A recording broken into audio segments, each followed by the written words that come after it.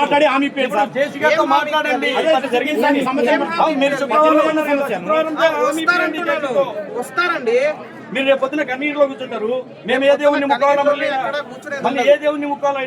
Sir మాకు స్పష్టమైన హామీ ఇప్పిండి సార్. మీరు సమస్య పరిష్కారం చేయకపోయినా బాధ లేదు. ఒక అధికారితో వచ్చి పరిష్కారం చేసే అధికారితో మీకు హామీ ఇప్పిండి. ఆర్డీఓ గారు ఒక మాట, 18 సంవత్సరాలు పరిష్కారము కాదా అన్న? మీరే కదా పట్టాలు ఇచ్చింది. కాదని చెప్పండి సార్. మేమేమంటున్నాం లేదా మీకు జేసీ గారితో ఒక్కసారి మాట్లాడండి సార్. జేసీ గారితో మాట్లాడి ఒక్కసారి హామీ ఇప్పిండి చాలు. మాట్లాడండి.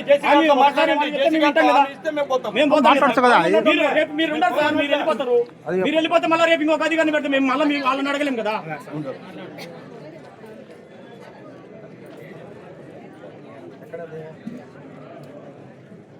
నేను జిల్లా వచ్చిందని సంతోషపడితే జిల్లాలో ఒక్క అధికారి గ్రీవెన్స్లు ఉండరు. కలెక్టర్ ఉన్నాడు, జేసీ ఉన్నాడు, ఎవరు ఉండరు.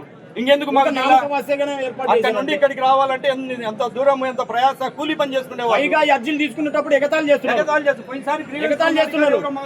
అసలు అల్లరి చేసి ప్రజలను ఊరికే డమ్మీలను చేయడానికి ఏర్పాటు చేయడం ఎందుకు? ఇక్కడ ఖర్చు పెట్టడం ఎందుకు? ఒకవేళ చెయ్యకపోతే కోర్టులో తెలుసుకోండి అంటాడు. ఏం ఆ సిస్టమ్ మాకు తెలియదా? ఏం ఎటకారాలు? అంటే మా సమస్యలు వాళ్ళకి ఎటకారంగా ఉన్నాయా? మా సమస్యలు వాళ్ళకి ఎగతాలు అయినాయి. అధికారులు అట్టుంటారు. ఇటుకు వచ్చి మేము సమస్య పెడితే పోలీసు వాళ్ళు వచ్చి మా మీద ఇబ్బంది చేస్తారు. మేమేమో అంటే రోడ్డులా కనపడుతున్నట్టుగా.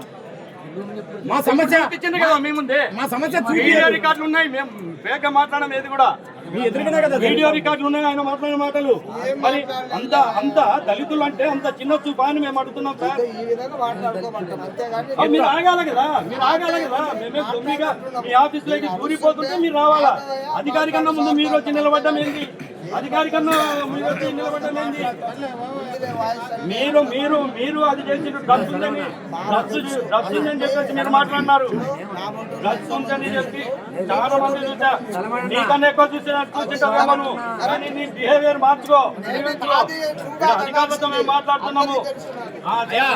ఆఫీసర్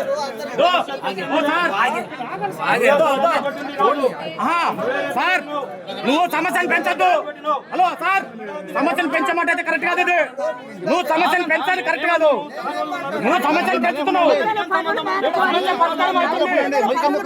సమస్య బాగానే ఉంది, నువ్వు పెంచబడుతున్నావు. నీ ఆలోచన ఏంది? ఏంది నువ్వు బెదిరిస్తే ఏం చేయాలనుకుంటున్నావు?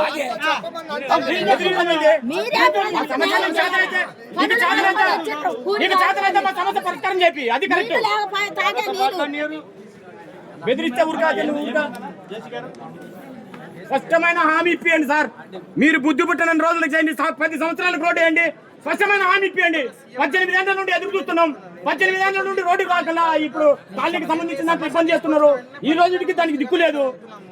మీరు స్పష్టమైన హామీ ఇప్పియండి. స్పష్టమైన హామీ ఇప్పియకపోతే ఇది అనవసరము.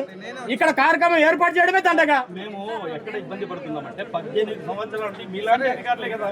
మీలాంటి అధికారులే సార్ ఇప్పుడే అన్నారు కదా సార్. పోయిన ఆదివారం పోయిన సోమవారం ఉన్న అధికారులు నేను కాదని అన్నారు.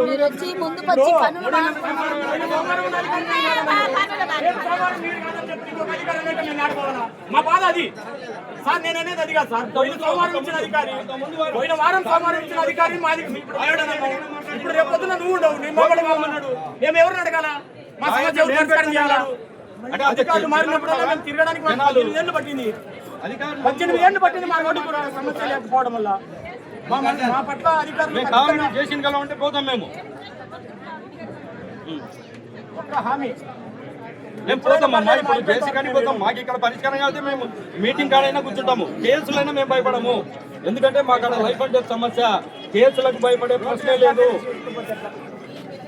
అది మీ బాధ్యత.